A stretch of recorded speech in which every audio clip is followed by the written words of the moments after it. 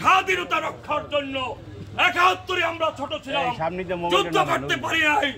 এইবারে প্রয়োজনে স্বাধীনতা রক্ষার জন্য আমরা আবার যুদ্ধে এবং এই বাংলাদেশে আবার আমাদের প্রিয় নেত্রী, খেটে খাওয়া মানুষের প্রিয় নেত্রী শেখ হাসিনাকে আবার আমরা সসম্মানে ফিরিয়ে আনবো।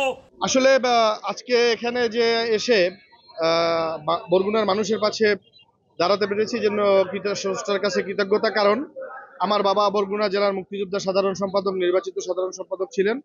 আমাদের বাসায়ও গান পাউডার মেরে পেট্রোল বোমা মারা হয়েছে। তারপরও যে এখানে এসে মিছিল করতে পেরেছে স্রষ্টার কাছে কৃতজ্ঞতা। আসলে আমাদের এই বরগুনা জেলা আওয়ামী লীগ ও তার পরিবার সবাই মিলে আমরা আজকে এখানে প্রতিবাদ সমাবেশ ও মিছিল করেছি। বরগুনায় 1971 সালের পরবর্তী এত ধ্বংসযজ্ঞ, এত লুটপাট, এত সংখ্যালঘু নির্যাতন আর কখনো ঘটেনি। এই যারা ঘটেছে তাদের আইনের আওতায় আনার জন্য আমরা প্রতিবাদ করেছি। এবং সামনে দুর্গাপূজা আছে, শারদীয় দুর্গা উৎসব।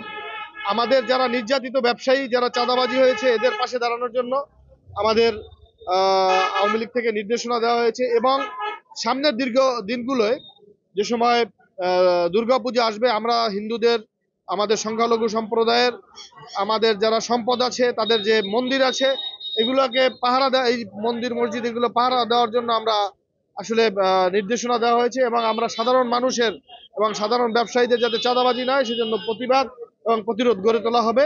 আমাদের দাবি আমাদের প্রধানমন্ত্রী জননেত্রী শেখ হাসিনাকে আবার দেশে ফিরিয়ে আনার জন্য আমাদের আপ্রাণ চেষ্টা করতে হবে এবং এই তত্ত্বাবধায়ক সরকার অতি বিলম্বে নির্বাচন দিয়ে একটি নির্বাচিত সরকারের কাছে হস্তান্তর করতে হবে। এটি গণতন্ত্র ফিরিয়ে আনতে হবে। মূল কথাটা হচ্ছে স্বাধীনতা ৭১ আমরা দেখি নাই, কিন্তু ৭১-এর সময় আমরা যেটা শুনেছি, ৭১-এর সময় এত ধ্বংসযজ্ঞ বরগুনায় হয় নাই। ৭১-কে হার মানিয়েছে ২৪-এর ধ্বংসযজ্ঞ। আর মূল কথাটা হচ্ছে আজকে সারা বাংলাদেশে কি হয়েছে জানি না, বরগুনায় অন্তত কোটা বিরোধী আন্দোলন সফল হতে পারেনি। সেই কারণেই আজকে এই বরগুনায় এত বড় ধ্বংসযজ্ঞ চালানো হয়েছে। মানে যত প্রকার ধ্বংসযজ্ঞ আছে সবগুলো হিন্দু সম্প্রদায়ের উপর অত্যাচার, লুটপাট এবং বিভিন্ন জায়গায় বিভিন্নভাবে দোকানে চাঁদা আদায় করা হচ্ছে। আমাদের পার্টি অফিস থেকে শুরু করে সব কিছুই ভাঙচুর হয়েছে। আমি অনুরোধ করব পুলিশ বাহিনীর সাথে এই তত্ত্বাবধায়ক সরকারের যে দূরত্বটা আছে সেটা দূর করে অতি তাড়াতাড়ি পুলিশকে তাদের দায়িত্ব দেওয়া উচিত। কারণ পুলিশ এদেশের মানুষের বন্ধু, সুখ দুঃখের সবসময় দাবি করেন তারা। কিন্তু আজকে যদি পুলিশ নিষ্ক্রিয় থাকে জনগণ অসহায় হয়ে যায়।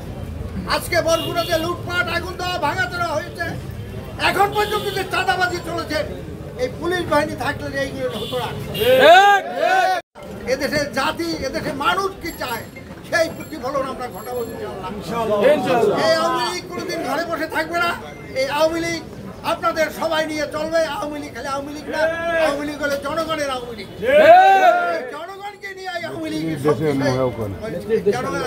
আওয়ামী লীগের শক্তি কিন্তু ক্যান্টনমেন্ট নয়, আওয়ামী লীগের শক্তি কিন্তু কোনো বাহিনী নয়।